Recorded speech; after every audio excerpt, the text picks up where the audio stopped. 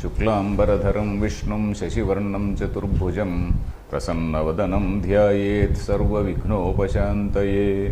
रामाय रामभद्राय रामचन्द्राय वेधसे रघुनाथाय नाथाय सीतायाः पतये नमः। गोष्पदीकृतवाराशिं अशकीकृतराक्षसं रामायणमहामालारत्नं वन्दे नीलात्मजं। कूजन्तं राम रामेति मधुरं मधुराक्षरम् आरुह्य कविताशाखां वन्दे वाल्मीकिकोकिलं। वाल्मीकिर्मुनिसिंहस्य कवितावनचारिणः शृण्वन् रामकथानादं को न याति परां गतिम्। वेदवेद्ये परे पुंसि जाते दशरथात्मजे वेदः प्राचेतसादासीत् साक्षाद् रामायणात्मना।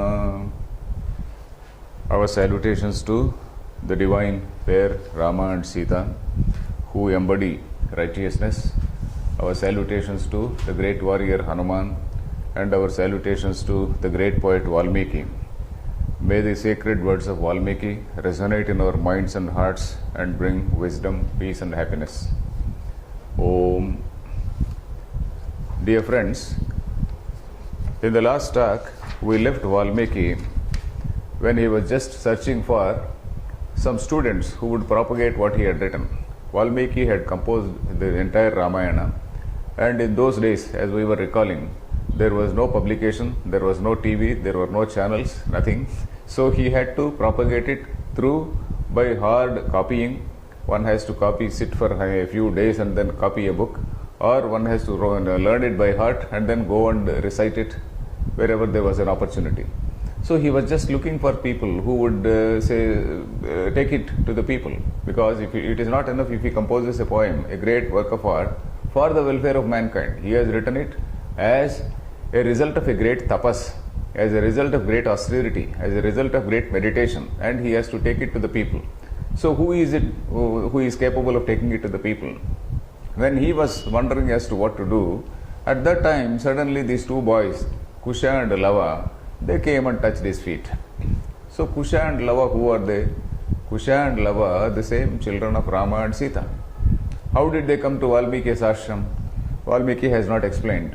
So we have to presume that while the composition was going on, so something has happened. Valmiki, he initially heard the story from Narada, and then he composed it. These 24,000 shlokas, he composed it over a period of time. Maybe during that time, it is possible that something happened in Ayodhya, and then Rama sent his wife to the forest, and then that lady happened to come to Valmiki Ashrama, and she delivered two children, that Lava and Kusha, and then they slightly grew up. So it is at that time. So we can presume like that, because there is no explanation for that. So we have to presume in that manner. So Lava and Kusha, they are already slightly, in their not exactly teens, they are still young boys, maybe around 8, 9, 10, around that age. And then they were already very well read in Vedas. They were already very well read in various other, Shastras. They also knew music. So they were very highly competent students. So Valmiki was pleased when they saw them. So he saw them. Kushilavau tu dharmajnau, rajaputrau yashasvinau. They were people who were well versed in dharma. And then Satu Medhavinau Dushtva Vedeshu Parinishtitau. They were Medhavis. They were also intelligent people. And then Vedeshu Parinishtitau. They also knew the Vedas. And then this particular shloka you see, Vedopa Brahmanarthaya Tavagrahayata Prabhuhu. Vedopa Brahmanarthaya. Why did he teach them, this Ramayana? In order to propagate Veda, in order to illustrate Veda, in order to elaborate Veda. Veda Upabrahmanartham. In my introduction, I told one particular shloka from Mahabharata. That is, Itihasa Puranabhyam Vedam Samupabrahmayet. Brahmanam. Brahmanam means to enlarge something. Brahma. In fact, the very word Brahman, the very, very popular word which we use, Brahma or Brahman, it comes from the same root, Brahma. Brahma means to elaborate, to expand. Brahma is something beyond which there is nothing bigger. That is the biggest thing. Brahma means that is the biggest thing. Beyond that there is nothing bigger. So that is why it is called Brahman. So Upabrahmanam means to enlarge it. To make enlarge means it is not as though Ramayana is being enlarged. they will add some more verses and all that. It's not like that. Upabrahmanam is in order to propagate it, in order to take it to the people, in order to illustrate the meaning of the Veda. Veda Upabrahmanartham, Vedasya Upabrahmanam. That is, in order to take the meaning of the Veda to people. So he thought this Kusha and Lava, they are the ideal people who can recite it and then who can take it to people. So, Kavyam Ramayanam Krutsanam Sitaya Charitam Mahat Paulastya Vadhamityevam Chakara Charita Vrataha. So he is using three words to describe Ramayana. One is Ramayana, the path of Rama. Ramasya Ayanam. Ayanam is Margam, path. That is the path taken up by Ramayana. That is, what is the path? The path of Dharma, the path of righteousness. So that is the path of nobility. Then it is also called, this book is also called Sitaya's Charitam, the story of Sita. That is again a very famous name. And Paulastya Vadham, Paulastya Vadha. Paulastya refers to Ravana. Pulastya is a Muni. Pulastya's son is Paulastya. Pulastya is supposed to be the son of the creator Brahma. And Pulastya Brahma's son is Paulastya. That is, he is actually a very, very learned person. Ravana is also a very learned person from a great clan. That is, he is directly from the creator Brahman. So he is actually a Brahmana. Many people think, in fact, there used to be a great misunderstanding, particularly in South India, that is in Tamil Nadu, that Rama is an Aryan and Ravana is a Dravida. That there was a very big, something which was built up like that. So when they discovered that Ravana is a Brahmin, then they gave up that particular, that type of agitation. So earlier they used to say that, okay, now we are celebrating Ravana. So suddenly they discovered, somebody said, no, Ravana is a Brahmin. Then they stopped it. So anyway, Paulastya Vadham Ityetat Chakara Charita Vrataha. So this is called Paulastya Vadha, Sitaya's Charitam, and also Ramayana. And what is the beauty of this Ramayana? He says, Pathye Geye Chamadhuram Pramanais Tribhiranvitam Jatibhis Saptabhiryuktam Tantrilaya Samanvitam. So he says it is a musical composition. It is a highly metrical musical composition. It is good even to recite and also to sing. Even if you are reading, it is pleasant. If you are putting it to music, in fact, some people, they have also sung this thing. They have also sung Ramayana several passages, and they are so melodious. So in fact, now we realize that how our shortcomings in explaining, because if I want to explain Ramayana fully, I should be knowing something about music also. I don't know anything about music, but I am only reading. Then he says, Rasai Shrungara Karuna Hasya Raudra Bhayanakaihi Viradivihi Rasair Yuktam Kavyameta Dagayatam. These people, they sang. What type of song was it? Rasai Shrungara Karuna Raudra Hasya Bhayanakaihi. You see, there are rasa. What is called rasa? Rasa I explained in the introduction. Rasa means a particular emotion which is there created in a particular situation. That comes from a particular scene, how they interact and then how they talk and then what is the incident there. Depending on that, so there is what is called enjoyment of a particular rasa, enjoyment of a particular emotion. And emotions are several. There can be a Shrungara. Shrungara means relating to romance, romantic mood. Then Veera, valor, valorous mood. Karuna is something relating to pathos, pathetic, something which is relating to sorrow, etc. Why do you relish sorrow? Why do you like sorrow also? Because when you suppose you see a tragedy, when you see a tragedy, you know that the tragic hero is suffering, but still you like the tragedy. Why? It means that tragedy is also having an effect on us. The tragedy is actually giving us some sort of emotional maturity, what we call emotional intelligence nowadays. We call what is called emotional intelligence nowadays. So the tragedy, appreciation of a tragedy, appreciation of a work of art, it gives a lot of emotional intelligence to us. So that is what we see here. Rasa, the very meaning of rasa is rasyate iti rasaha. Rasyate means something which is relished by people. So even sadness, you relish. Because while you are seeing that incident, you may even be shedding tears. But after that, you say, oh, it was so great. So that is the meaning of rasa. You may be shedding tears at that time, but then you say, yeah, it is so great, it is so pathetic, it is so touching. Touching means what? So it is actually purifying our sentiments, it is actually causing our emotional maturity. So that is what this rasa does. Shringara, Karuna, Hasya, there is humor, etc., etc., Raudra, fierceness, Bhayanaka, something which is terrific, etc., etc. There are so many rasas which are there in kavyas. So Valmiki is saying that this particular kavya is having all these rasas. And then Tau Rajaputro. So these people, they learnt it. They learnt it by heart, it seems. Vacho vidheyam tatsarvam krutva kavyam aninditau. Vacho vidheyam. Vacho vidheyam means something which they learnt by heart. Then what happened? Who were their audience? Their audience, in fact, after all, they were there in the forest. All around in the forest, there were only small, small hermitages. And all these hermitages, there are some hermits, some sages and their family members, etc., etc., all the boys, these sages' sons, etc. So those people, so they were all the present, they were all the people who were the initial audience. So they recited this Ramayana. And then they were all spellbound, they appreciated. But all those people who were forest dwellers, what can they give? One gentleman gave a small kalasham, it seems. Kalasha is something like a cup. So, pratah kasyam munista, pritah kasyam munista, bhyam samsthitah kalasham dadau. What can they give? Their gifts are only like this. He gave a small kalasha. Kalasha is somewhat, it is actually a ceremonial vessel, a vessel used in ceremonies, in certain rituals. In fact, it is close to the word called chalice. In English, there is a word called chalice. So it is this kalasha is close to that. Then prasannau alkalam kasyid dadau. Another gentleman gave a cloth made of a bark of a tree. In those days, probably this weaving was there confined only to cities and towns. And then in the forest, the people who were forest dwellers, they wore the clothes made of bark of trees. So somebody gave that bark of a tree, and somebody gave some yajñopavitam, somebody gave something, some water carrier, something like a water bottle, kamandala. Kamandala is the old form of water bottle, let us say. Another man gave some girdle, maunji. Maunji means a girdle made of grass, actually kusha grass. Sorry, not kusha, munja grass.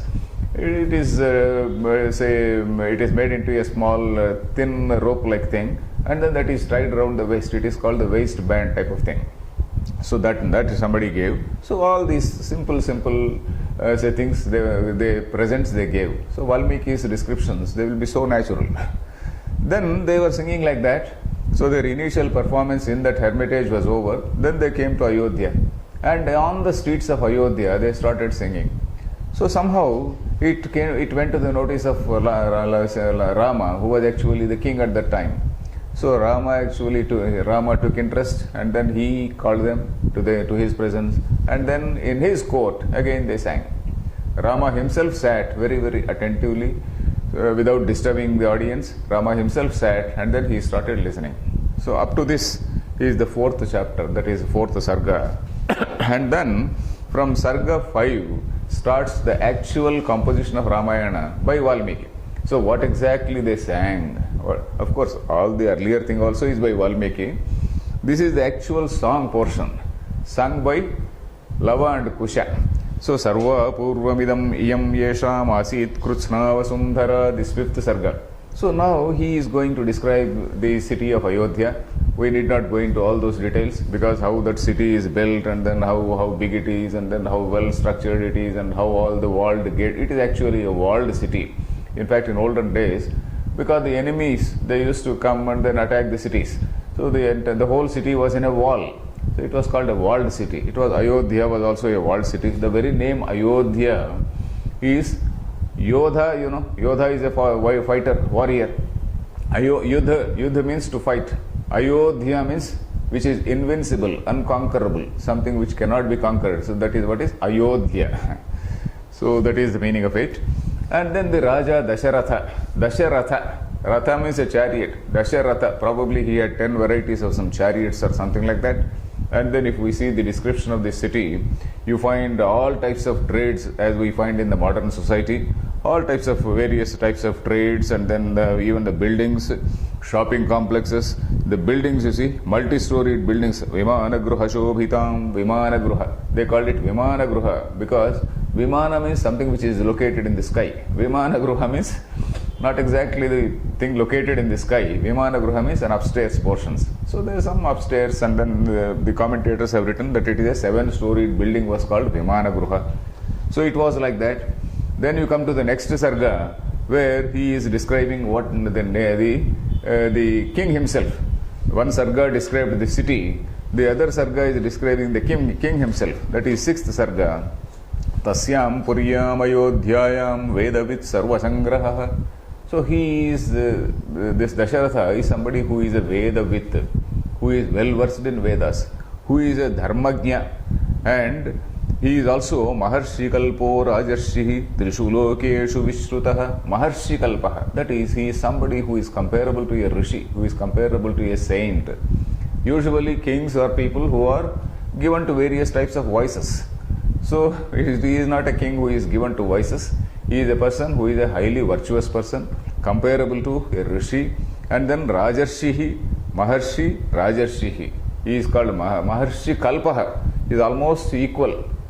And then Rajarshihi, he is a king and then a Rishi. Rajanashyate Rishayasya. If you recall Gita, in Gita there is one, in the 4th chapter of Gita, we saw one particular line, Imam Vivaswate Yogam Proktavanaham Avyayam, etc., etc. Then Evam Parampara Praptam Imam Rajarshayo Viduhu. So this particular yoga, I taught it initially to to the sun god. Krishna says, I taught it to the sun god, and sun god taught it to his son Vivaswan, and Vivaswan taught it to his son, and he taught it to Ikshvaku. And then in that process, Ikshvaku is one of the forefathers of this. He is in the same Raghuvamsha. We are now reading the same, we are now talking about the same solar race. In that solar race, the first king was Ikshvaku only. So that Ikshvaku told his successors, etc. In that line, Imam Rajarshayo Viduhu. The same, the whole lineage of Rajarshis, they were the kings. At the same time, they were like Rishis because they knew the dharma which is mentioned in the Vedas. They were the people who were custodians of the Vedic learning. So that is why they were called Rajarshi. Maharshi Kalpaha is almost, though he is Rajarshi, he is almost equal to somebody who is a forest dweller and a saint. Just as a saintly person doesn't have any type of personal ambitions, this Rajarshi also, he is not having any personal ambition. He is doing this, he is ruling the country only for the welfare of the people, not for his own pleasure or happiness. So it is like that. Then he is describing how his administrative structure is there. When the king is such a nice person, naturally the people also will be nice. Yatha Raja Tatha Praja. If the king is a virtuous person, the people are also virtuous. If the king is a vicious, wicked type of person, the people also will be wicked. So here he is talking about, say, his ministers and all these people, and how the people are so virtuous in that. And then this section 7 talks about the same section, it talks about all the types of weaponry he has. He had so many weapons and all that. And then there were elephants, there were horses, cavalry.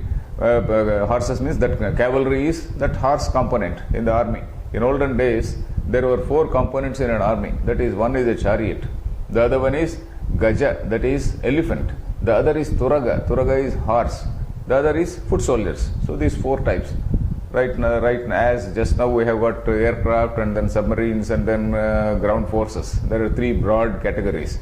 So like that, in addition to 3 broad, there can be any more categories because of technology, because of the growth in technology. But in those days, there were no aircrafts, there were no submarines. They were all were there on the ground only, and that too animal based.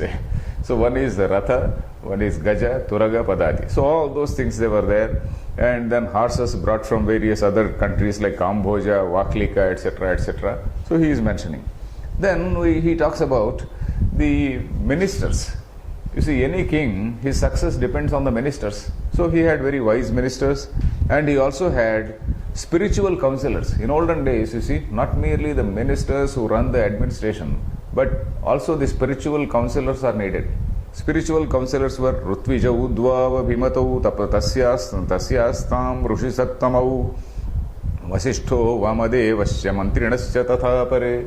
Vasishtha and Vamadeva, they were supposed to be very, very wise, say, ministers. The spiritual, not exactly the ministers who were administering, they were the spiritual counselors. So even when the ministers fail to counsel a thing, even when the ministers fail to say advise the king properly, these people, these spiritual counselors, they step in and they have the authority to speak to the king. In fact, I explained to you the authority of the rishis over the kings, because it is basically a moral authority, not a physical authority. It is basically a moral authority. Then the ministers, they were also very competent people. Kushala vyavahareshu sauhrudeshu parikshitaah. All the ministers, they were all tested for their competence. Not only competence, but their impeccable integrity. Kushala sauhrudeshu parikshitaah. They were all tested. You see, there were various types of tests for ministers. Nowadays, we don't have any tests for our administrators. We just enter service and then we go on. There is no test about honesty. So those people, earlier, they used to test people in honesty. Then, praptakalam yatha dandam dharayeyuhu suteshvapi. When it comes, they won't even hesitate to punish their own children. So they were so judicious. They were very judicious people. Praptakalam yatha dandam dharayeyu suteshvapi. So even if they were to punish a king, their own children, they would punish their children. So that was like that. So the kingdom was like that. And then these people, they were also very highly virtuous person. The ministers, they considered only the virtues of elders. They did not count the mistakes of elders. Guror gunagruhitascha. Guroho gunagruhita means when you are, say, judging elderly people, you are not supposed to judge their small mistakes. You are supposed to accept or take only the virtues from them. So guroho gunagruhitascha. So like that, it was like that. And in spite of all these things, the king had a huge empire. The king had a very nice city. He had all the equipment. His enemies were all under control. All that thing was okay. But then he has one sadness. That is, he did not have children. Evam prabhavasya dharmajnasya mahatmanaha sutartham tapyamanasya nasid vamshakaras. This is section Sarga 8.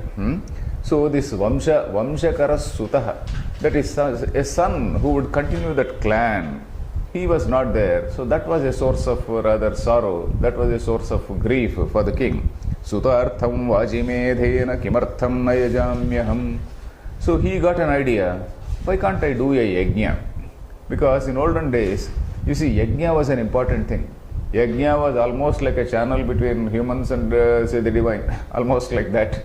Because we see in the Upanishads also, if you recall what we read in, say, Mundakopanishad, Tretayam Bahudha Santatani, we read there. In that Treta Yuga is the same period to which we are referring now. Rama, who is a person from Treta Yuga. I explained the Yugas. Kali Yuga is supposed to be for about 4,32,000 years. Dwapara Yuga is twice that, which preceded, and twice that is Treta Yuga. And sometime in Treta Yuga end or something like that, Rama was there. So that means several thousands and thousands of years ago, if not lakhs and lakhs of years ago. So that is the picture. So many thousands of years ago or lakhs of years ago, this was the practice, that is Treta Yuga. So there, the yajnas, they were very prevalent. Yajna is something which is a big social activity. We see in Bhagavad Gita, Chapter 4 describes various types of yajnas. Yajna is a very big social activity in which so many people have to be rewarded, so many people have to become assembled. So there is so much of function for various types of people. So all that thing we see in that say yajna. We see artisans, builders, a large number of priests, and then thousands and hundreds and thousands of cows, etc., because they have to be donated to people, they have to be gifted to people. So all these things. And then so the king thought, why not I do some yajna? And then he says, then there are certain interesting lines here. We see, he says, he gives commands. Okay, let make all arrangements for this yajnas, etc. Shakyah praptumayam yajna sarvena api mahikshita. Then aparadho bhavet kashto yadyasmin kartu sattame. Chidram hi mrugayantetra vidvamso brahma rakshasaha. So he is making a very interesting observation. You see, there are people called Brahma Rakshasas. You must have heard about the word Brahma Rakshasa. Brahma Rakshasas are Brahmana plus Rakshasa. is Brahma Rakshasa. That means they were Brahmanas earlier. They were also people who were supposed to be trained in Yajna, Yaga, etc. But somehow they have deviated from this path, and then they are now torturing or they are only harassing only Brahmanas. And then they want to disturb Yajnas. Whenever there is a Yajna, so these people, the Brahma Rakshasas, they were earlier Brahmanas, now they are against the Brahmanas. They come and then they disturb the Yajnas, and then they do all types of, mischief. So they are called the Brahma Rakshasas. So these Brahma Rakshasas, they will be waiting if something goes wrong. If something goes wrong in this particular Yajna, all these Brahma Rakshasas will be waiting to come, and then they want to disturb the Yajna. So beware of these Brahma Rakshasas, says the king. So now, of course, we have to see why this sun is so important. Why sun was considered so important in olden days. You see, every human being is said to be born with three types of runas. Runam means debts, D-E-B-T, debts. That is indebtedness. You are indebted in three ways to three types of people. That is what is called Deva Runa, then Rushi Runam, and Pitru Runam. Deva Runa is our indebtedness to the divine forces. After all, we are basically a product of these five elements. Prithvi, Apas, Tejo, Vayu, Akasha, as we say. We are the product of these five elements, this say space, air, fire, water and earth. We are basically every human being, not only human being, but every being, every living being, starting from an ant to a very big animal. They are all products. And then these things, these five elements are again, God and they are helped by so many divine forces. Various things like sun, moon, wind, all these things, wind, rain, all these things, they are very much needed for our sustenance. And then we all treat them as divine forces. So this worship of the gods was supposed to be, that is living in, if you want to say in very, very modern language, living in tune with the nature, living in tune with the forces of nature. So that is what is Deva Yajna. And then Rushi Yajna was called Rushi Runam, is by studying the Vedas. You see, the sages have done some serious tapas, and then they have given us the knowledge in the form of Vedas. We are supposed to study the Vedas, see what is there in the Vedas, and then learn lessons for life. So that is what is called Rushi Yajna. That is studying the Veda and propagating the meaning of the Veda. That is Rushi Yajna. And then what about sun? Well, that is called Pitru Runam. That is indebtedness to forefathers. That is, your grandfather gave birth to your father has given birth to you. Similarly, you have to give birth to one child or many, whatever it is, so that the propagation of dharma will continue. It is not as though you have to increase your population and all that, not from the point of view of increasing population, more number of voters, you have a greater say in democracy, not like that. It is not from that point of view, not from the point of becoming a vote bank. It is from the point of continuing the dharma. So Pitru Runam is, your grandfather was observing dharma, your father observed the dharma, you are observing the dharma. The same dharma has to be handed over to your son. That is what is called Sampradaya, Samyak Pradhanam. That is, Sampradhana is somewhat like a relay race where that candle is repeatedly handed over to the next man. So this dharma also is like that candle which is handed over to the next generation. So that is why this getting children was considered very, very important in those days. Then he is saying about this Brahma Rakshasas and all that. He says, okay, let us do a nice, a very grand yajna. And then all the ministers, they say yes. Ministers, they all agree, yes, we will do all arrangements, etc. And then he also instructs his wives. He has got 3 wives, These 3 wives, and also I explained to you why the kings used to marry many people. Many means there can be 2, 3, etc. because of various political considerations. Because suppose he want to have friendship with one empire, another the neighboring king. So the neighboring king offers his daughter or sister in marriage to this man. So they get married and then there is a friendly relation. So like that. So he has 3 wives like that. He also asks them to undertake that Diksha. Before you perform a yajna, you are supposed to be a Dikshita. Diksha means a person has to have a pure heart before performing a yajna. He has to fast for a few days, not only but the wives also. You see, it is not in a yajna, It is not only the person who is doing it, his wife also is there. His wife also is sitting, wife or wives, they also sit there, and then they will also be performing that ritual. They will be part of that ritual. So this probably was, say, introduced in order to see that even the woman also takes interest. Otherwise, this man alone will be taking interest, that woman will not be taking interest. So probably that is the reason why the Patni is also included as a person who is supposed to be present. So he asks the wives also, Diksham Vishata, Yaksheham Sutakaranat, Diksham Vishata, you also observe some austerity. So he says that. So okay, that decision is over. But then there is another small junior minister, a junior minister called Sumanta. That junior minister, we see him this Sarga 9. This junior minister, you see, he waits. When all the senior ministers are talking, the junior minister is not supposed to talk much.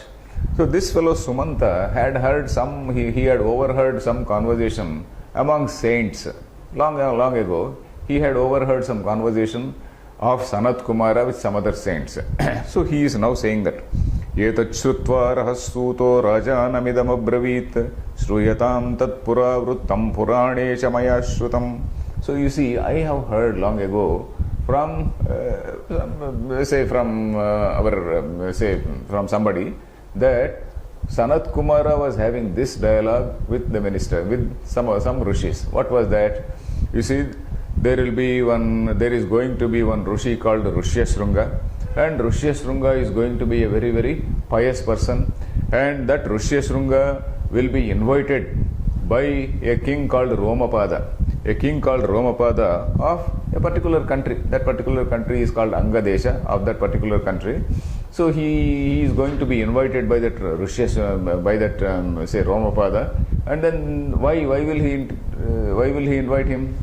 You see, there is a kingdom called Angadesha, and there is a king called Romapada, and at some point of time there is severe drought in that kingdom, and that drought was attributed to some small default on the part of the king. You see, if king does not observe dharma, it will reflect in this fashion, that there will be some calamity, some natural calamity, either there is a drought or some flood or some other calamity. So this particular calamity called drought, very serious anavrushti, was attributed to some small defect sometime. So what was the solution? So he had to perform a particular yajna, and that yajna has to be performed by a very highly virtuous, highly pious person. And who is that highly virtuous, highly pious person? There is a person called Rishyashrunga. So he has to be brought. So Nanyam janati viprendro nityam pitranuvartanat dvaividhyam brahmacharyasya bhavishyati mahatmanah. So this particular Rishyashrunga is said to be a very great brahmachari. Brahmachari, of course, we are going to see two meanings for this word brahmachari. The two meanings are, one is a person who is still unmarried, and then who is very, very strict about his austerities, who is very strict about his tapas, who is very, very pious, who has a very absolutely chaste in his ideas, absolutely no ill feelings, no wandering of mind here and there. So such a person. And then after getting married also, a person is also called a brahmachari if he remains absolutely with his own wife, and that too on certain occasions only. You see, wife and husband, in our system, the marriage is not somewhat like not something which is a lustful encounter. It is supposed to be a meeting for the sake of dharma, for the sake of preservation of dharma. And then, in fact, there are certain prohibited times, there are certain auspicious times, and a person is supposed to meet his wife only during those auspicious times. So that is what is our dharma. So anyway, that also, a person who observes that, he is also called a brahmachari. He need not be a bachelor, he need not be an unmarried man. So he is also called a bachelor. So anyway, so this Romapada, what will he do? He has to somehow bring them. So how does he bring them? So Dasharatha asks, how is it that he brought them? So he says, this Romapada was a smart chap. You see, this Rishyasringa is a person who was staying in the forest along with his father. That father's name was one Vibhandaka. Vibhandaka is a Rishi. His son was Romapada. He had not even seen his mother. This Romapada had not even seen his mother because he was born to some particular type of Rushya deer, it seems. So anyway, that is another story. So because he was brought up by his father alone, and also he was not in touch with anybody in the forest. He had not seen any other human being except his forest. But he is a man who is supposed to be very well learned in Vedas, etc. So that is his background. A very pious man doing his austerities, doing his pujas, etc. So then what did Romapada do? Romapada said, you see, let us send some damsels, let us send some courtesans. You know, in all olden days there used to be dancing girls. They were called courtesans. So let us send courtesans. Let us send them beautifully dressed up. Send them beautifully dressed up, and then they will go and somehow entice that man, and then they will bring him. So that was the strategy. So you see, I will just read out a few lines. Rushya Shrungo Vanacharaha Tapaswadhyaya Sanyutaha. He is a person who is Tapaswadhyaya Sanyutaha. This is Sarga 10. So he says, Rushya Shrunga is a person who is Tapaswadhyaya. These two words we saw in the very beginning also, Tapaswadhyaya Niratam. So tapas and swadhyaya repeatedly found in Ramayana. So he is a person who is a very strict adherent to this tapas and swadhyaya. And anabhignastu narinam vishayanam sukasya cha. He had not even seen women, not even looked at any woman. He can't even know who a man from a woman. So that is the problem. Then Indriyarthairabhimatair narachitta pramathibihi puramanayaishyamah kshipram chadhyavasiyatam. So let us try to attract him by sending women, and then these women will somehow go and speak to him, and somehow they will convince him. Chitta pramathibihi indriyarthaihi abhimataihi nara chitta pramathibihi. You see, this indriyartha, you see, all these words are very interesting. Indriyartha means we have sense organs.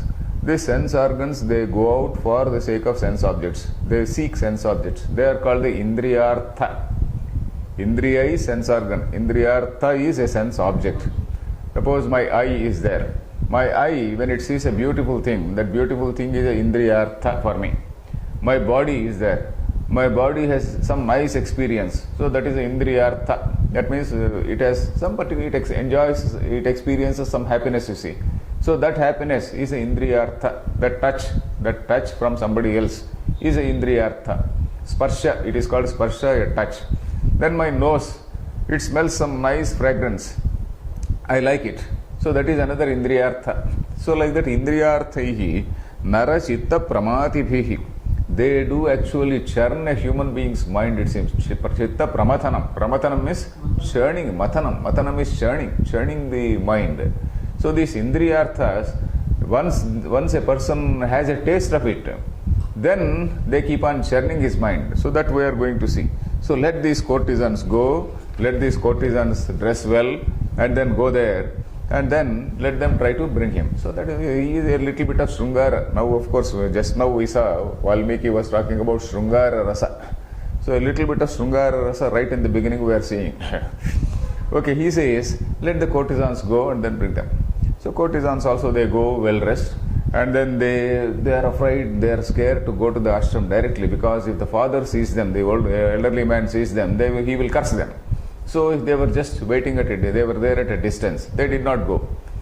It so happened that immediately after a couple of days, Rishyasringa himself just came out of his ashram, and then he just happened to see them. He just happened to see them. When he saw them, they were just happily singing and then looking as though they were not concerned. Very happily singing and then dancing, etc.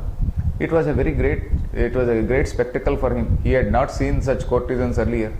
So he is wonderstruck. So he says, Tasnatas Chitravesha Pramadaha Gayantyo Madhuraswaram. So they were so colorfully attired and then singing in a very sweet, melodious tune. And then this gentleman, and they ask him, who are you, my dear? Kastvam kim vartase brahman jnatum ichhamahe vayam. Who are you? Why are you? They say, kim vartase? Where are you going? We just want to know who you are. Then he also, adrushta rupastastena, because these people, they were never seen earlier by him, such people were never seen by him, she also gets interested. So he says, okay, come to our ashram, I will say honor you. Because if there is a guest, you see, there is what is called a duty towards a guest. If somebody comes to your house, you are supposed to give him some water, first of all. There is what is called argyam, padyam, naivedyam, etc., etc. All these things we do to the god. So similar thing is also contemplated for honored guests, you see. When some respectable guest, not only respectable, anybody comes, at least you have to give some water. If a respectable man comes, you have to do more. Even if some ordinary man comes, you have to give some little bit, at least some water. Ask him to sit at least. So that is the minimum courtesy, as we say. So argyam. So he says, Karishye votra pujam vai sarvesham vidhi purvakam. I will honor all of you. Please come to our ashram. And he, while addressing them, sarvesham, he is saying, he is addressing them in say word denoting masculine. It is a masculine ending, sarvesham. If it is feminine, sarvasam, it should be sarvasam. Instead of sarvasam, he says, I will honor all of you, sarvesham vidhi purvakam. Sarvesham, he says. So he doesn't even know whether they are masculine or feminine. Then, Rushiputra vachashrutva sarvasam matira savai. So all these people, all these girls happily went there. And then this man also, he gave him idam argyam, idam padyam, idam moolam, halanchana. So he was very eagerly serving. Yeah, here is argyam, here is padyam. You take this water, you take this fruit. So he was happily giving to all. And they also said, we also have got some fruits. You take these fruits. Asma kamapyapamukhyani phalani imani me he dvija. You see, there is a wonderful description, you see. Asma kamapyamukhyani phalani imani he dvija. You see, a poet does not openly tell certain things. He hints. You take our fruits, he says, they say, and then they hug him closely. Tatastastam samalingya sarva harsha samanvitaha. So they embraced him, they hugged him. And not only a normal hug, samalingya, they gave him a deep hug, you see. Samyak alingya. So they gave him a deep hug, and then that was something which was never experienced by him. He never had such an experience. So something, his mind was totally shaken, you see. So that is what we will see here. So he see, then Gata Suta Susarva. Then they said, okay, they gave him a deep hug, and then they said, okay, take our fruits. And then they also gave some sweets. Modakan pradadustasmai bhaksyansya vividhan shubhan. So he gave, they also gave some fruits, and then they also gave some sweets.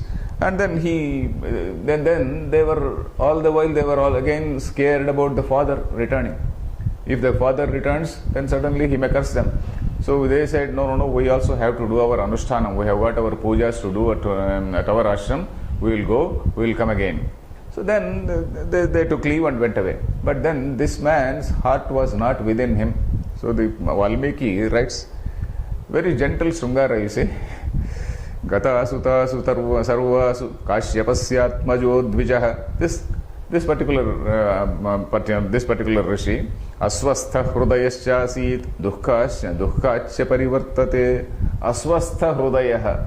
So you see this word, swastha. What is swastha? Located in oneself. Located in swasmin sthaha swastha. Aswastha means not located in himself. His heart is stolen. His heart is stolen by someone. You see, the word heart also is a wonderful word. Heart, hrudayaha, aswastha hrudayaha. Hrudaya means heart. Hrut, Sanskrit word, hrut also means hrudaya. Hrut is one word, hrudaya is another word.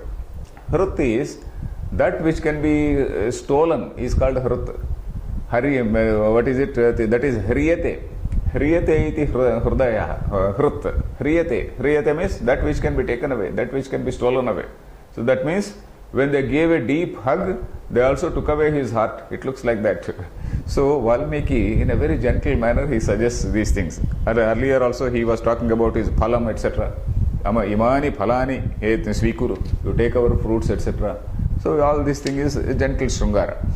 Then he says, then his Ashwastha Hridaya means his heart was not within him. So he was restless. Dukkhacha. He also dukkhacha parivartate. He was also feeling rather sad. Hare, these people, they went away. So then on the next morning, he himself went out. They didn't come. He himself went out, and then he was looking out for them. And then they felt very happy. Yeah, this man is on the track. So they took him. They said, okay, Drustvaivacha tato vipram ayantam hrushtamanasaha. Those girls, they felt very, very happy. And then they said, okay, come to our ashram. You come to our ashram, we will give you, so we will honor you. We will give you certain strange things, strange fruits, etc., which you have not seen earlier. You see, Chitra anyaha bahuni syuhu, mula anicha, phala anicha.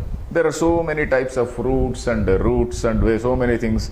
You will surely enjoy them. Then this man, because he didn't know any of these things, he just walked along. And then when they were just walked along, probably it was also very close to this particular Romapada's place. Not very close, if not some distance maybe. He walked, and then when they reached Romapada's empire, then the very fact that he stepped into that empire, Varuna was pleased, and then Varuna showered plenty of rain, you see. And Valmiki describes these girls, dancing girls, and then this Rishyasringa along with them, and then all these damsels who are drenched in, rain. So all that thing is a beautiful description, you see. Tatra chaniyamane tu vipretasmin mahatmani pravarsha sahasa devo jagat prahladayanstada sahasa vavarsha. So the rain god rained plentifully. Jagat prahladayanstada, that is making the people happy, enlivening the spirits of all the people. That is what he says. So then along with the varsha, along with rain, so this gentleman has come.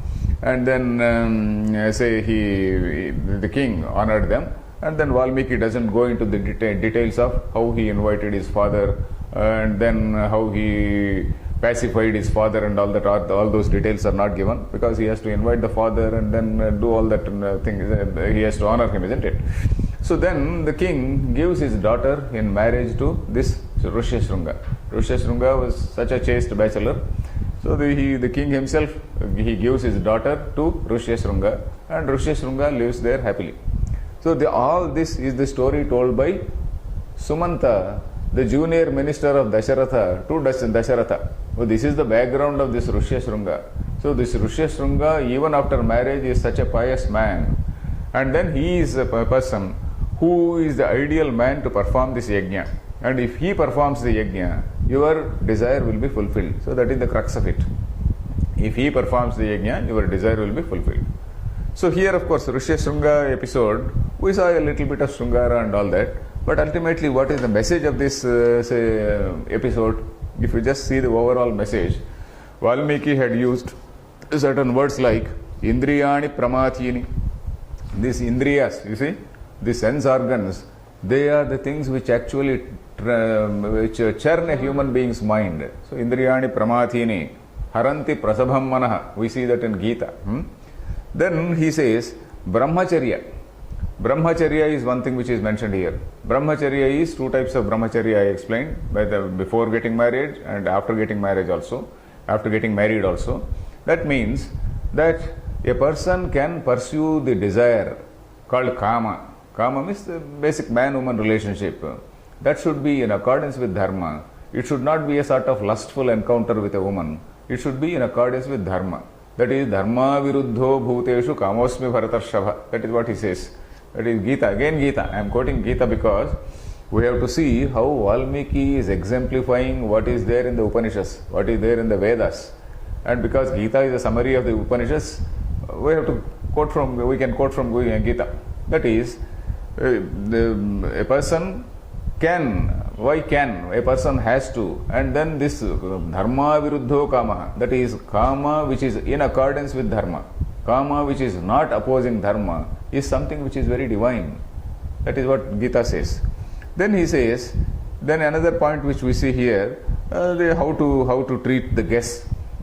You see how the Rishyasringa honors all these women, how they honor him, etc., etc. This the relationship between a host and a guest. So that again is one thing which is mentioned here. Another point which we see is the Shrungara Rasa. Shrungara Rasa is another important feature in any kavya. In any kavya, if you go to a movie also, in any movie, there is some little bit of Shrungara, some little bit of romance, some taste of romance. So that also is shown here. Then the most important point shown here is that he is a very, very pious person. If he is there in an empire, that pious person, his presence itself will do good for the whole country. In fact, in Patanjali Yoga Sutra, there is a word called Dharma Megha. Dharma Megha means it is like showering of Dharma. Dharma Megha, a very, very pious, a very gentleman, a person who has conquered his senses, a person who is a tapasvi. If such people are there in an empire or in a kingdom or in a place, let us say, so there is all auspicious, all good will happen to that area. So that is another point which is mentioned here. So this is what we see, and then of course we saw some small things like what is Shrungara Rasa, etc. So we will continue in the next talk. Harihi Om Tat Sat.